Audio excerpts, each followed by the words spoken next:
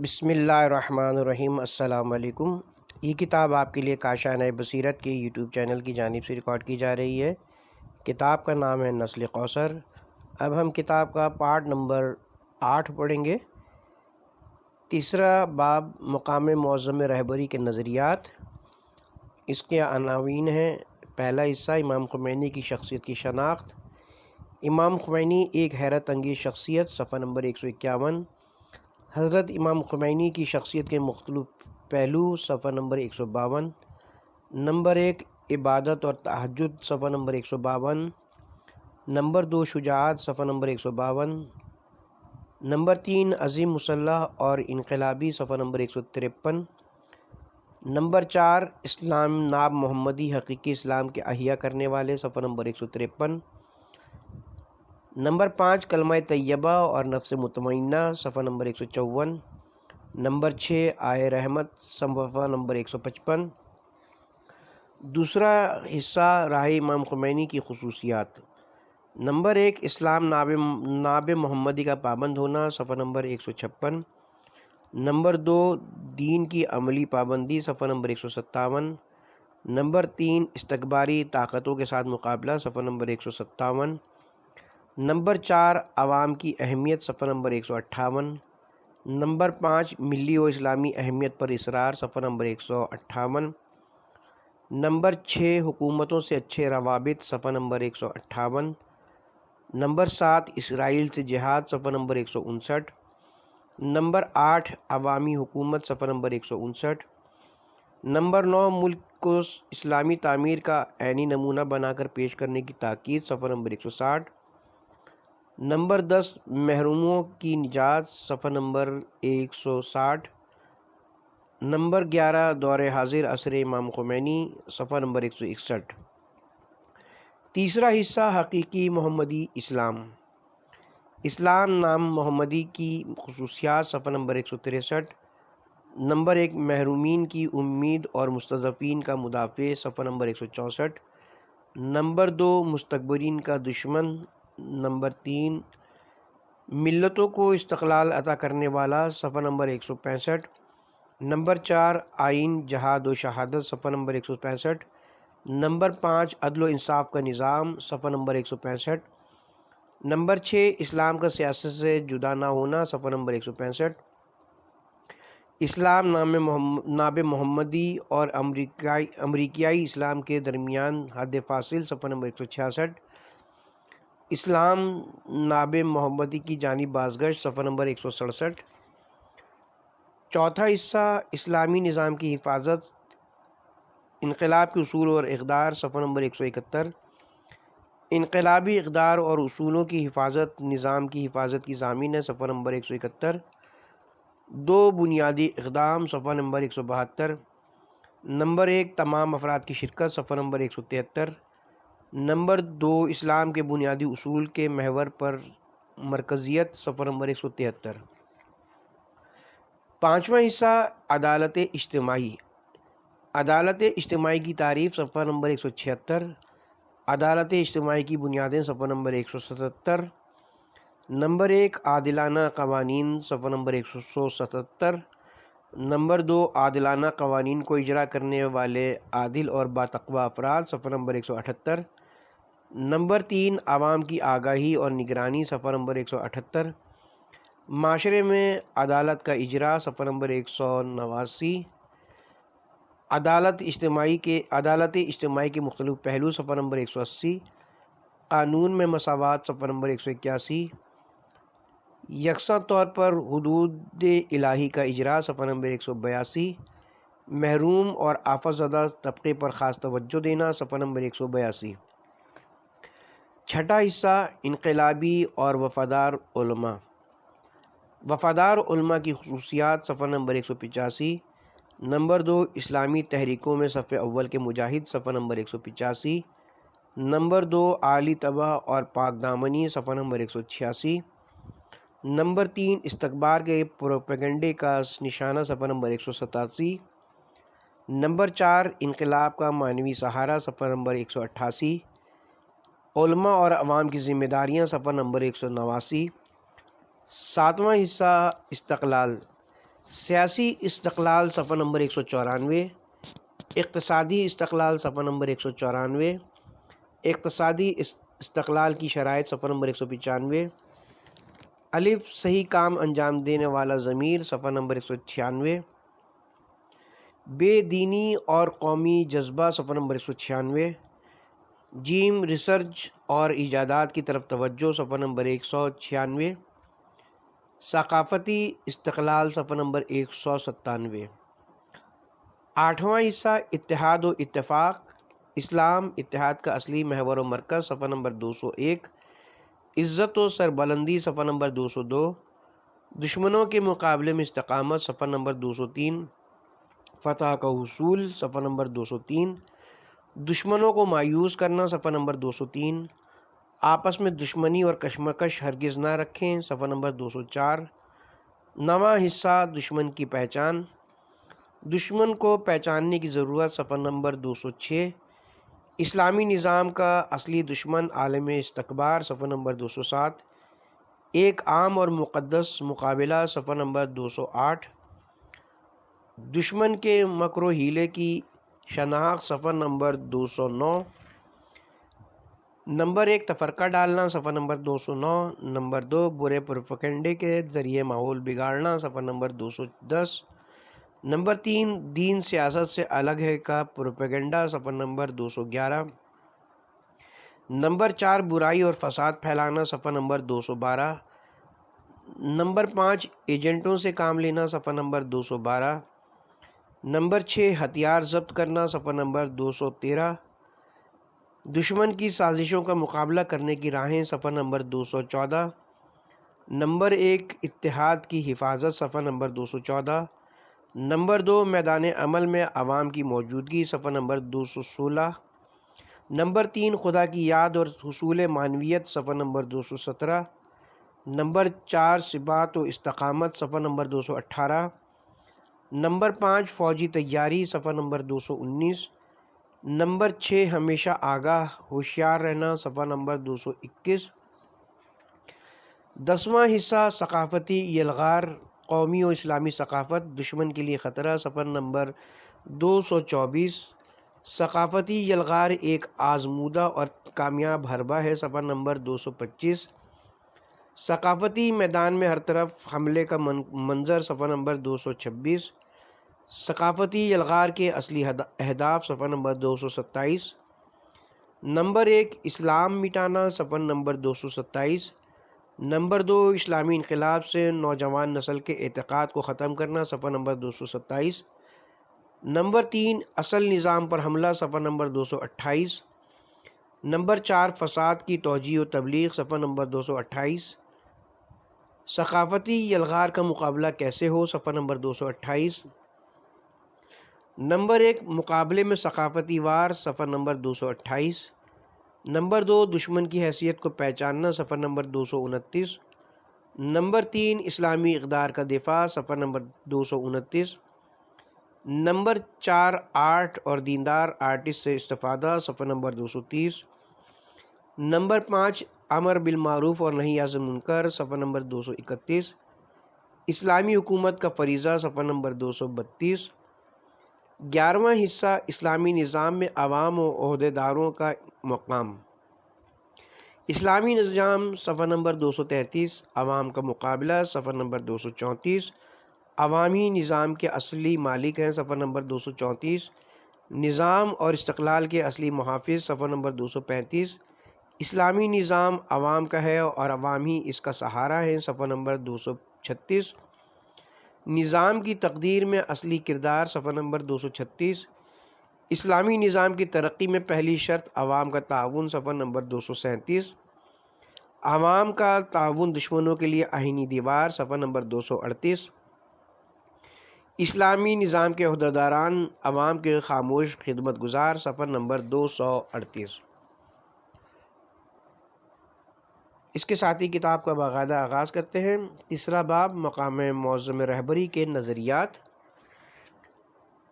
مقام معظم رہبری کی واضح خصوصیات میں سے ایک یہ ہے کہ آپ کے نظریات اسلامی جمہوریہ ایران کے بانی حضرت امام خمینی کے نظریات سے ہم آہنگ ہیں۔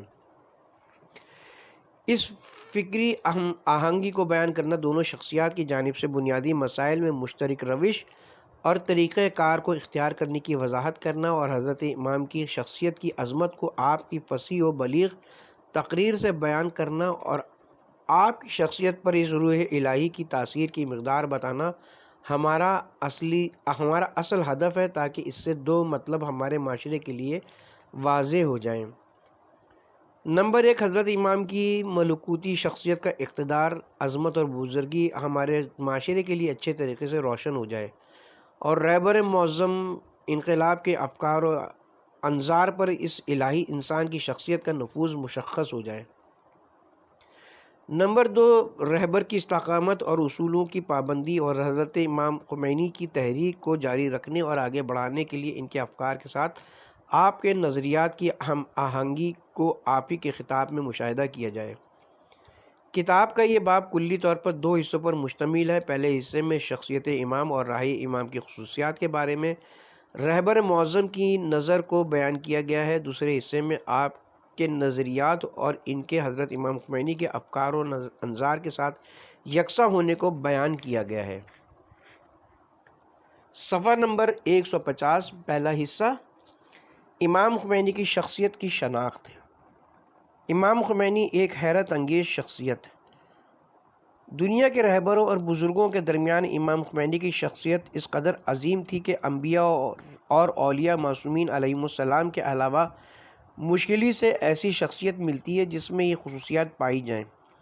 حضرت امام کی شخصیت میں قدرت ایمان عمل صالح کے ساتھ جمع تھی، فولادی ارادہ و بلند ہمت کے ساتھ شجاعت، دور اندیشی اور حکمت کے ساتھ بیان اور لہجے کی صراحت، سچائی اور وقار کے ساتھ روحانی اور معنوی صفائی، ذہانت اور توجہ کے ساتھ تقوی یقین کے ساتھ رہبری کا رعب و دبدبہ، نرمی اور مہربانی کے ساتھ، الغرض بہت سی نفیس اور کم پائی جانے والی صفات جن کا مجموعہ صدیوں میں ممکن ہے کسی انسان میں مل سکے، وہ سب آپ کی مبارک ذات میں موجود تھیں۔ حق یہ ہے کہ ان جیسی محبوب و منفرد شخصیت مل ہی نہیں سکتی۔ ان کا اعلیٰ انسانی مقام تصور سے دور اور حیرت انگیز تھا۔ حضرت امام کی شخصیت کے مختلف پہلو، عبادت اور تہجد۔ آپ حضرت امام خمینی مناجات، تہجد اور مخلصانہ انکساری کے لحاظ سے کی منزل پر فائز تھے۔ آپ نے اپنی زندگی کے ایام اور لحظات جہاد نفس میں گزارے۔ اس طرح آپ نے ان قرآنی آیات کو عملی اور مجسم کر دیا جو مخلصین، متقین اور صالحین کی صفات کو بیان کرتی ہیں۔ آپ نے اسلامی معاشرے کی تشکیل کے ذریعے نہ صرف معاشرے کی زندگی کے ماحول میں قرآن کو عملی کیا، بلکہ خود اپنی ذات اور اپنی زندگی میں بھی قرآن کو عملی زینت بخشی۔ آپ نے پوری دنیا کو سمجھا دیا کہ کامل انسان ہونا، علی کی طرح زندگی گزارنا اور مرتبہ عصمت کے نزدیک ہو جانا ایک افسانہ نہیں بلکہ ممکن چیز ہے۔ شجاعت۔ آپ حضرت امام خمینی کی معنوی قدرت و طاقت، آپ کی روحانی شجاعت اس قدر تھی کہ جس مسئلے میں اسلام اور مسلمین کے لیے ڈٹ کر فیصلے کرتے تھے، پوری دنیا آپ کے اس فیصلے پر حیران ہو جاتی تھی۔ یہ شجاعت میدان جنگ کی شجاعت سے بھی بالاتر ہے۔ یہ اخلاقی اور روحی شجاعت ہے جسے بہت کم بزرگان عالم اپنے اعمال اور رفتار میں اپنا سکتے ہیں۔ عظیم مسلح اور انقلابی۔ آپ حضرت وہ روح اللہ تھے جو موسوی عصا و ید بیضا کے ساتھ اور مصطفی فرمان کے ساتھ مظلوموں کی نجات کے لیے کمر بستہ ہو گئے۔ آپ نے زمانے کے فرعونوں کو ہلا کر رکھ دیا اور مظلوم طبقے اور مستضعفین کے دلوں میں امید کی کرن روشن کر دی۔ آپ نے انسانوں کو کرامت اور مومنین کو عزت عطا کی، مسلمانوں کو قوت و شوکت اور بے روح مادی دنیا کو معنویت عطا کی۔ عالم اسلام کی حرکت اور مجاہدین نے فی سبیل اللہ کو بہادری اور جذبہ شہادت عطا کیا۔ آپ نے بتوں کو پاش پاش کر دیا اور شرک آلود عقائد کو مٹایا۔ اسلام ناب محمدی، حقیقی اسلام کے احیا کرنے والے۔ ائمہ اطہار کے زمانے کے بعد پوری تاریخ اسلام میں آج تک تمام علماء و بزرگان کے درمیان کسی بھی ایسے شخص کا ملنا مشکل ہے جس نے امام خمینی کی طرح اسلام کی خدمت کی ہو۔ امام خمینی کی شخصیت اور آپ کی حیات اسلامی ناب محمدی کا مجسمہ اور اسلامی انقلاب کی عملی صورت تھی۔ امام خمینی نے اسلام کو دوبارہ زندہ کرنے کے لیے وہی انقلاب کا راستہ اختیار کیا جو رسول اللہ نے اختیار کیا تھا۔ آپ حضرت امام خمینی نے اسلام کو عزت بخشی اور دنیا میں قرآن کا پرچم بلند کیا۔ آپ نے ملت ایران کو اغیار کی قید سے نجات دلائی اور ان کو افتخار، شخصیت اور خود اعتمادی عطا کی۔ اس زمانے میں جب تمام سیاسی طاقتیں دین کو مٹانے کی کوشش میں مصروف تھیں، آپ نے ایسے نظام کو قائم کیا جس کی بنیاد معنویت اور اخلاقی اقدار پر تھی۔ کلمہ طیبہ اور نفس مطمئنہ، ملکوتی پردوں کو ہٹا کر ملکوت اعلیٰ پر نظر ڈالنے والی آنکھیں شاید عاشورائے خمینی کے دن پر تماشا اور عجیب و غریب منظر دیکھ سکیں۔ خدا کے لطف و رحمت کے مقام پر نفس مطمئنہ کا عروج، حق تعالیٰ کی جانب کلمہ طیبہ اور نفس راضیہ و مرضیہ کا صعود، نہر کا دریا سے ملنا، عاشق کا اپنے معشوق سے وصال، شہداء کے عظیم گروہ کی جانب سے اس روح مطہر کا استقبال، اولیاء کی طیب ارواح کا اس نئے مہمان کو خوش آمدید کہنا، اس پاکیزہ جان کی فلاح و کامیابی جو ملائک رحمت کے بالوں پر بیٹھے ہوئے اپنی بے شمار نیکیوں کی خوشبو سے بہشت کے فرشتوں کو معطر کر رہی تھی، عمل صالح جو نور کی عبا بن کر اس ملکوتی پیکر کو پہنایا گیا اور باران فضل و غفران ہو گیا تھا اور اس عبد صالح پر چھا گیا اور ابدی دارالسلام ہو گیا اور اس رضائے حق کے مشتاق کو اپنے اندر سمو لیا۔ آئے رحمت، انقلاب کی پوری تاریخ میں کوئی دن بھی 12 بہمن کی طرح نہیں تھا جس دن پیغمبروں کے خاندان سے ایک شخص جو انہی کے طریقے پر گامزن تھا اپنے معجز نما ہاتھوں اور وسیع و عمیق دل کے ساتھ شائستہ اور منتظر لوگوں میں آئے رحمت کی مانند نازل ہوا اور ان کو خدائے برحق کے فرشتوں کے پروں پر بیٹھایا، یہاں تک کہ انہوں نے عزت و عظمت کو پا لیا۔ دوسرا حصہ، راہ امام خمینی کی خصوصیات۔ رہبر معظم کی نظر میں اسلامی انقلاب کی اصل حقیقت کو محفوظ رکھنے اور نظام کی کشتی کو حوادث کے طوفان اور خطرناک راستوں میں صحیح ہدایت کرنے کے لیے حضرت امام خمینی کی رہبری کے طریقوں کی پابندی ضروری ہے۔ اس مقام پر ہم انقلاب کے رہبر حکیم حضرت آیت اللہ خامنائی جو امام خمینی کے خلف صالح اور شائستہ وارث ہے، آپ کی زبانی اس روشن الہی راہ کو پیش کرتے ہیں جو در حقیقت پیغمبر اکرم کی راہ کا دوام ہے۔ نمبر 1، خالص محمدی اسلام کا پابند ہونا۔ راہ امام کی خصوصیات میں سے یہ ہے کہ تہجر کے حصار کو توڑ دینا، یعنی جمود، اسی طرح فہم دین و اسلام میں التقاط، یعنی تمام قیود حتیٰ صحیح قید کو بھی ختم کرنا کو توڑ دینا اسلامی عمل اور اسلامی ناب محمدی کا پابند ہونا ہے۔ امام خمینی کی نظر میں ان کے بیان اور عمل میں دین و اسلام کو سمجھنے کے لیے تہجر یعنی سختی اور جمود بھی متروک تھا اور التقاط یعنی مطلق آزادی جو صحیح قیود کو ختم کرنے کے معنی میں ہے یہ بھی صحیح نہیں تھا۔ نمبر 2، دین کی عملی پابندی، اپنی فردی زندگی میں دین پر عمل کرنا اور دین کی عملی پابندی کرنا، اسی طرح نفس کے شیطانی غلبہ اور نفسانی وسوسوں کے مقابلے میں جہاد کرنا، یہ دو ایسے عظیم مطلب اور مبارزہ کے دو میدان ہیں جن کو امام خمینی ایک دوسرے سے جدا نہیں کرتے تھے۔ اجتماعی اور سیاسی میدان میں شیطان بزرگ اور تمام شیطانی طاقتوں کے مقابلے میں جہاد کرتے تھے اور انسان کے باطنی میدان کے حوالے سے جہاد بن نفس کرتے تھے۔ نمبر 3، استکباری طاقتوں کے ساتھ مقابلہ۔ امام خمینی کی ترقی اور کامیابی کا اصلی راز یہ تھا کہ انہوں نے دشمن کو پہچان لیا اور پوری قدرت و استقامت کے ساتھ دشمن کے مقابلے میں کھڑے ہو گئے اور ان پر ذرا برابر اعتماد نہیں کیا۔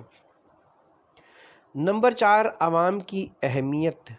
امام خمینی عوام کے ساتھ خطاب فرماتے اور آپ معتقد تھے کہ اگر دنیا کے عظیم تحویلات اور تبدیلیاں عوام کے ہاتھوں انجام پائیں تو پھر یہ تحویلات ناقابل شکست ہیں۔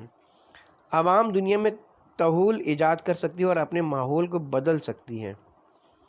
نمبر 5، ملی و اسلامی وحدت پر اصرار۔ تفرقہ اور اختلاف کلمہ کے ساتھ راہ امام پر چلنا ممکن نہیں۔ وحدت کو اپنایا جانا ضروری ہے اور ہر صورت میں اختلاف کلمہ سے پرہیز کرنا چاہیے۔ کوئی شخص بھی ایسی حرکت کا ارتکاب نہ کرے جو اختلاف کا باعث بنے۔ نمبر 6، حکومتوں سے اچھے روابط۔ امام خمینی نے ہمیں یہ سکھایا کہ اسلامی جمہوریہ عالمی سطح پر حکومتوں کے ساتھ سالم اور روابط برقرار کر سکتی ہے اور اس کو ایسا کرنا بھی چاہیے۔ البتہ امریکہ کے ساتھ روابط ممکن نہیں ہے کیونکہ وہ ایک استکباری حکومت، ظالم و جابر اور اسلام و اسلامی جمہوریہ کے ساتھ مبارزہ اور جنگ کی حالت میں ہے۔ اسی طرح صہیونی پارٹی کے ساتھ ارتباط ممکن نہیں۔ اصل یہ ہے کہ دیگر حکومتوں کے ساتھ اسلامی جمہوریہ کے نظام کی مصلحتوں کو دیکھتے ہوئے رابطہ برقرار کیا جائے۔ نمبر 7، اسرائیل سے جہاد۔ راہ امام خمینی کی ایک اور خصوصیت قدس پر قبضہ کرنے والی طاقت اور غاصب صہیونیوں کے خلاف جہاد پر خصوصی توجہ دینا ہے۔ یہ اس وجہ سے ہے کہ امام خمینی نے سالہ سال ان تخریب کاروں اور ظلم کرنے والے اس گروہ کے کردار کو پہچان لیا تھا۔ نمبر 8، امام خمینی ہمیشہ ملک کے عہدیداروں سے یہ سفارش کرتے رہتے تھے کہ لوگوں سے جدا نہ ہوں، عوام کے ساتھ رہیں، عوامی رنگ اختیار کریں اور لوگوں کی فکر کریں۔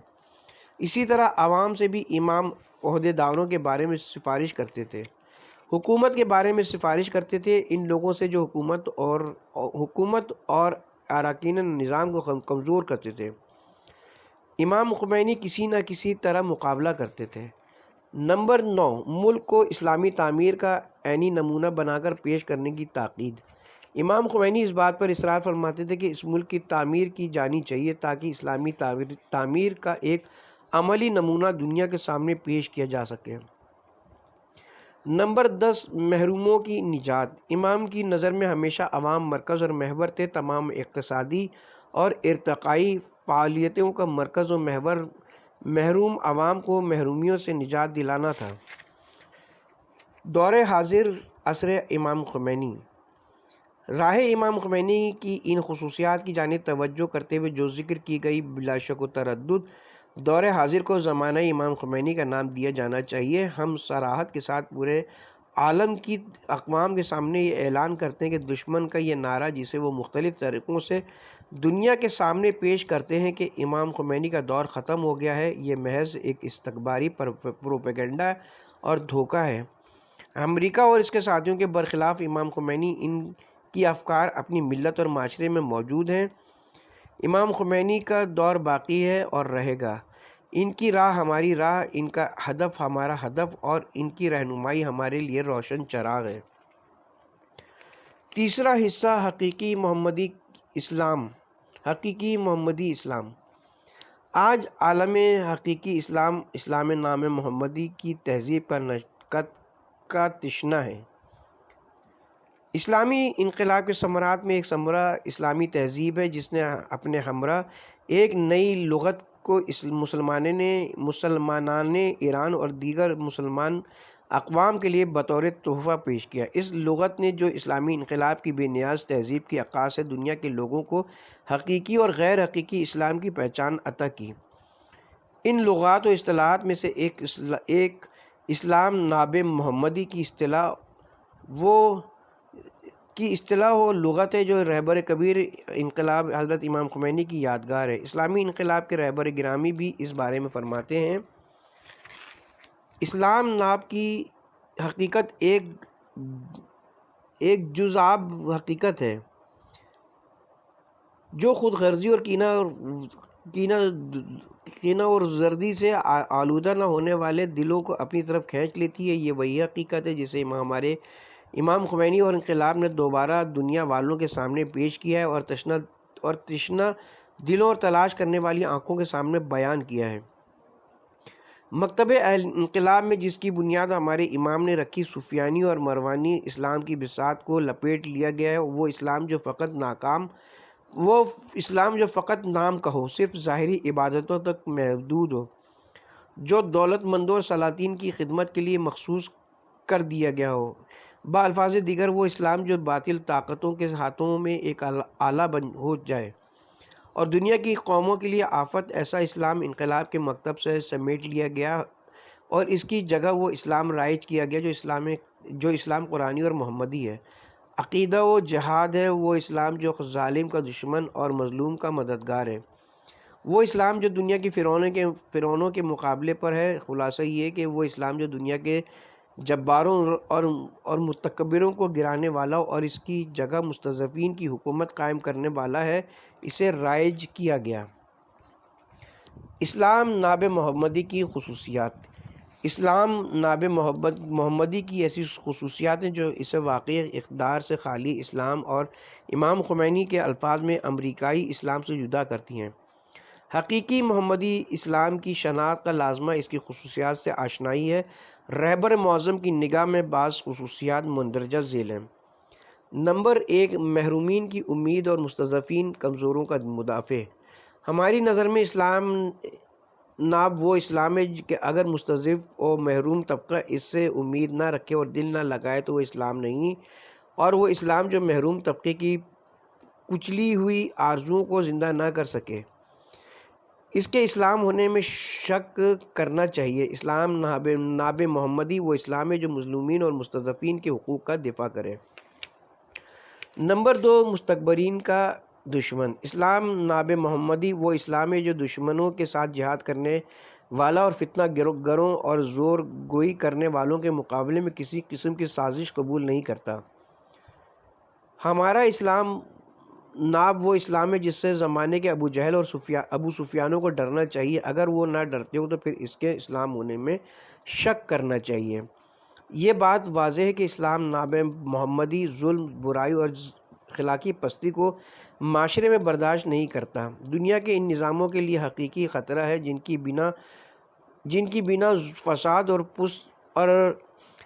بنا ظلم، فساد اور پست بنیادوں پر رکھی گئی ہے۔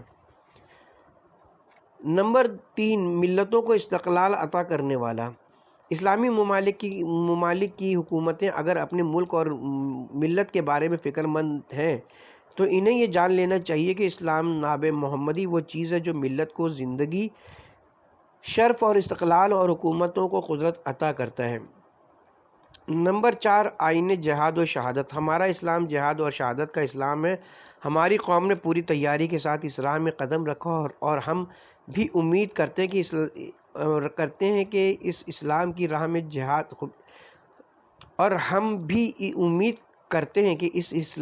کی راہ میں خدا سے ملاقات کریں۔ نمبر 5، عدل و انصاف کا نظام۔ اسلام ناب محمدی اسلام عدل و انصاف ہے۔ نمبر 6، اسلام کا سیاست سے جدا نہ ہونا۔ اسلام ناب محمدی سیاست کو دین کا حصہ اور دین سے ناقابل جدائی سمجھتا ہے۔ اسلام تمام مسلمانوں کو سیاسی، عملی اور سیاسی سوجھ بوجھ کی دعوت دیتا ہے۔ یہ بات واضح ہے کہ سیاست کے دین سے جدا ہونے کا برا نعرہ پلید دشمنوں کی جانب سے لگایا گیا ہے تاکہ اس سازش کے ذریعے وہ زندگی کے میدان سے زندہ اسلام کی موجودگی کو ختم کر دیں اور لوگوں کی دینوی قیادت اپنے ہاتھ میں لے کر بے خوف و خطر انسانوں پر مسلط ہو جائیں۔ لیکن افسوس کی بات ہے کہ کچھ لوگ علماء دین کا لباس پہن کر دین کے نام پر اس بات کی تکرار کریں اور اس نظریے کی ترویج کریں۔ نمبر 1، اسلام ناب محمدی اور امریکائی اسلام کے درمیان حد فاصل۔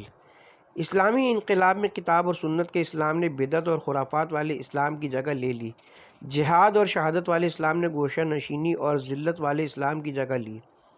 اسی طرح بے جان اسلام و جہالت کے بجائے اسلام تعبد و تعقل، دنیا پرستی یا رہبانیت کے اسلام کے بجائے دنیا اور آخرت کا اسلام، جمود اور غفلت والے اسلام کے بجائے علم و معرفت والا اسلام، بے قید اور بے طوافتی لاپرواہی والے اسلام کے بجائے اسلام دیانت و سیاست، بے حال اور افسردگی والے اسلام کے بجائے قیام و عمل والا اسلام، تکلفات اور بے خاصیت اسلام کے بجائے فرد اور اجتماع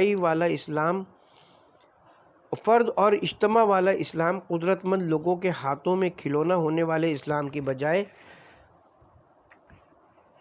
محرومین کو نجات عطا کرنے والا اسلام معاشرے میں رائج ہوا۔ خلاصہ یہ کہ اسلامی انقلاب کے بعد اسلام ناب محمدی نے امریکائی اسلام کی جگہ لے لی۔ اسلام کا اس کیفیت اور واقعیت کے ساتھ پیش کیا جانا ہی سبب بنا کہ وہ لوگ جو ایران اور دوسرے اسلامی ممالک میں اسلام کا زوال دیکھنے کے خواہش مند تھے یا صرف برائے نام بے جان اسلام چاہتے تھے جس کے ذریعے لوگوں کو غافل رکھا جائے، اب حقیقی اسلام کی وجہ سے اچانک خوفزدہ ہو گئے۔ اسی وجہ سے یہ لوگ اسلامی انقلاب کی کامیابی کے پہلے دن سے ہی ہوشیار ہو گئے اور ہر فرصت سے فائدہ اٹھا کر اسلامی جمہوریہ ایران پر جس طریقے سے بھی ممکن ہوا حملہ کرتے رہے اور عالم اسلام کی حرکت کے اس مرکز یعنی ایران کو نقصان پہنچانے کے لیے اور اس کے خلاف پروپیگنڈا کرنے کے لیے ہر ممکن کوشش کرتے رہے۔ اسلام ناب محمدی کی جانب بازگشت۔ استکبار جہانی کے تسلط اور حاکمیت اور ان کی برتری و سازشوں سے نجات حاصل کرنے کا ذریعہ یہ ہے کہ اسلامی ممالک اسلام ناب محمدی کی جانب پلٹ آئیں اور اپنے حقیقی دشمن کو کامل بصیرت کے ساتھ پہچانیں۔ اسلام ناب محمدی ہی فقط مستحکم پناہ گاہ ہے اور دنیا کے حق طلب انسانوں کے اعتماد کا مرکز ہے، جو آج دنیا کے مستکبرین کی طاقت کے مقابلے میں کھڑا ہے اور اقوام عالم کو اپنی طرف کھینچ رہا ہے۔ اس بنا پر صرف اور صرف اسلام ناب ہی وہ قابل اطمینان اور مستحکم مرکز ہے جو استکبار جہانی کے مقابلے پر ڈٹا ہوا ہے۔ لیکن دوسری طرف ہر وہ شخص جو انقلاب اور اسلام ناب محمدی کی راہ سے جتنا نزدیک تر ہے، وہ استکباری طاقتوں کی جانب سے اتنا ہی زیادہ ان کے حملوں، برائیوں اور غلط پروپیگنڈوں اور اذیتوں کا شکار ہے۔ لیکن ایران کی قوم اور حکومت کسی قیمت پر اسلام ناب محمدی کے زیر سایہ زندگی کو ترک نہیں کرے گی انشاءاللہ۔ اس کے ساتھ ہی یہاں پہ پارٹ نمبر 8 کا اختتام کرتے ہیں۔